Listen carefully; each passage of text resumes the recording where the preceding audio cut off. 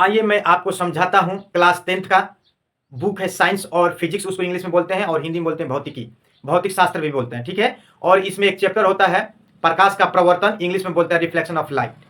प्रकाश का प्रवर्तन में रिफ्लेक्शन ऑफ लाइट में एक बहुत इंपॉर्टेंट टॉपिक आता है जो उसको बोलते हैं गोलीय दर्पण। गोलीय दर्पण को इंग्लिश में बोलते हैं स्फेरिकल मिरर। स्फेरिकल मिरर दो प्रकार का होता है, उत्तल दर्पण और अवतल दर्पण। इसके बारे में मैं पिछले वीडियो में मैं समझा चुका हूं और इसमें थोड़ा सा कुछ और बाकी रह गया था जो उसको मुझे समझाना है। तो ना समय लेते हुए चलते हैं, समझाते हैं।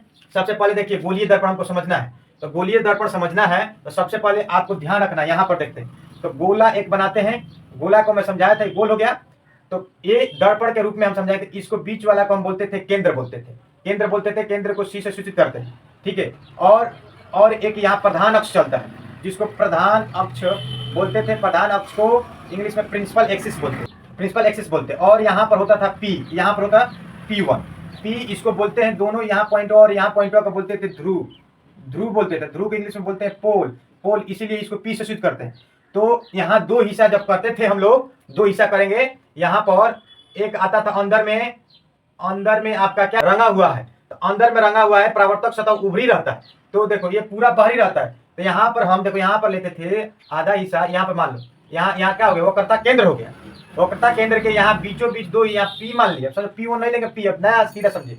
तो यहाँ पी यहाँ पर होता है फोकस पॉइंट, तो एक से सूचित करते हैं फोकस को, फोकस पॉइंट को। तो इसको बोलते हैं आपका उत्तल होता है। क्या चीज होता है? उत्तल दर्पण। अब उत्तल दर्पण को इंग्लिश में बोलते हैं कन्वेक्स मिरर बोलते हैं, कन्वेक्स मिरर। तो इसमें आपको समझना जरूरी है कि यहाँ P और F की दूरी होता है सेम होता है, जितना CF का दूरी सेम रहता है। यानी यहाँ से यहाँ तक ले दूरी स्मॉल f से सूचित करते हैं और यहाँ से यहाँ तक ले स्मॉल f, दो स्मॉल f हो जाए क्योंकि PF जितना होगा उतना ही FC होगा। और यहाँ से यहाँ तक टोटल इसको स्मॉल r से सूचित करते हैं, यानी ये वक्रता त्रिज्या बोलते हैं। यानी वक्रता त्रिज्या को स्मॉल r से सूचित करते हैं, ठीक है। और ये फोकस बिंदु के कैपिटल F से और वक्रता केंद्र को C से। अब फोकस जो दूरी होता है, फोकस दूरी आपका स्मॉल f से सूचित करते हैं, इतना जरूरी है समझना। अब उत्तल दर्पण में समझा चुका है कि उत्तल दर्पण किसे कहते हैं। तो गोलीय दर्पण का वैसा भाग जिसका परावर्तक सतह का उभरी रहता है, जिधर से हम लोग देख सकते हैं, वही उत्तल दर्पण है। अब एक आता है कि अवतल दर्पण, ये बाहरी से क्या होता है, कलई रहता है, बाहरी से कलई रंगा रहता है। तो यहाँ काटेंगे, इधर हम रंग देंगे इधर से, ठीक है। और इसको अंदर से रंगा था, तो अंदर वाला में समझा दिए। समझाने के बाद बाहरी वाला है, तो बाहरी वाला जो होता है ये होता है अवतल दर्पण।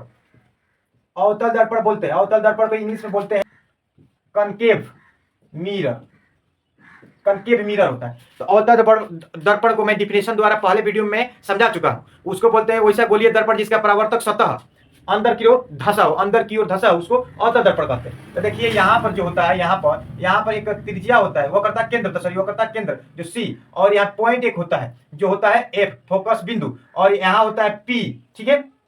तो यहाँ पर P होता है, तो ध्यान से समझिएगा। तो यहाँ से यहाँ तक PF की दूरी सेम होता है, यानी फोकस बोलते हैं दूरी, और जितना ही PF होता है उतना ही CF होता है, यानी ये भी। तो ये अब जो ये दोनों सेम होता है, ठीक है, जितना यहाँ से दूरी और यहाँ से ये स्मॉल r से। तो मैं इसीलिए फॉर्मूला एक लिखवाया था। क्या चीज फॉर्मूला लिखवाया था कि r बराबर क्या लिखवाया था, 2f लिखवाया था। ये फॉर्मूला क्यों 2f लिखा, क्योंकि यहाँ सेम दूरी सेम होता है, थोड़ा सा अलग होता है, डिफरेंट। अब यहाँ समझना जरूरी है, ये तो उत्तल दर्पण का वक्रता त्रिज्या फोकस दूरी है, यहाँ अवतल दर्पण की वक्रता त्रिज्या फोकस दूरी। तो यहाँ सबसे समझना जरूरी है कि जो उत्तल दर्पण का क्या चीज, वक्रता त्रिज्या और फोकस दूरी, ये आपका देखिए यहाँ से लिया था, यहाँ से ये उत्तल दर्पण है। तो उत्तल दर्पण यहाँ ध्रुव है, तो ध्रुव यहाँ ध्रुव कहने का थोड़ा सा पॉइंट मैथ में आइए। ये जो बोलता है वाई एक्सिस बोलते हैं, क्या बोलते हैं, वाई एक्सिस, एक्सिस, और इसको बोलते हैं एक्स एक्सिस, ठीक है, यानी एक्स अक्ष वाई अक्ष। यहाँ पर ओरिजिन पॉइंट होता है, ओरिजिन पॉइंट यानी मूल बिंदु बोलते हैं। तो इधर आपका लेफ्ट साइड एक होता है एक्स डैश होता है, और अप में होता है वाई, नीचे वाला वाई डैश। तो यहाँ समझना जरूरी है कि ओ और एक्स के जो होती है वैल्यू, आप ये होता है नेगेटिव, इसको बोलते हैं ऋणात्मक, इसको धनात्मक। तो जो ओ है वो ही को यहाँ पॉइंट लिया जाता है, ध्रुव को, पोल को यहाँ पर मूल बिंदु लिया जाता है। तो मूल बिंदु से दाहिने राइट हैंड वाला समझिएगा, राइट हैंड वाला समझिएगा। तो इधर जो लाइन जा रहा है ओरिजिन पॉइंट, इधर जा रहा है ये माइनस में होता है, ये क्या था प्लस में होता है। तो यहाँ से ये प्लस में होगा, यहाँ पर क्या होगा, माइनस होगा। तो उत्तल दर्पण में देखिए ये यहाँ से यहाँ तक ले दूरी वो करता त्रिज्या है, और फोकस दूरी, तो यहाँ पर ध्यान रखें उत्तल लिखा है ना, उत्तल दर्पण की फोकस दूरी क्या होती है, ऋणात्मक होती है कि धनात्मक होती है। देखिए दाहिने पी से दाहिने है तो क्या चीज धनात्मक होती है। और यहाँ पर अवतल दर्पण, अवतल यहाँ मूल बिंदु हो गए, ये मूल बिंदु, ये वाई एक्सिस एक्स एक्सिस, तो यहाँ पर मूल बिंदु, मूल बिंदु से लेफ्ट साइड में, तो यहाँ वक्रता त्रिज्या फोकस दूरी, देखिए अवतल दर्पण की क्या चीज, अवतल दर्पण की वक्रता त्रिज्या फोकस दूरी क्या होती है, ऋणात्मक होती है।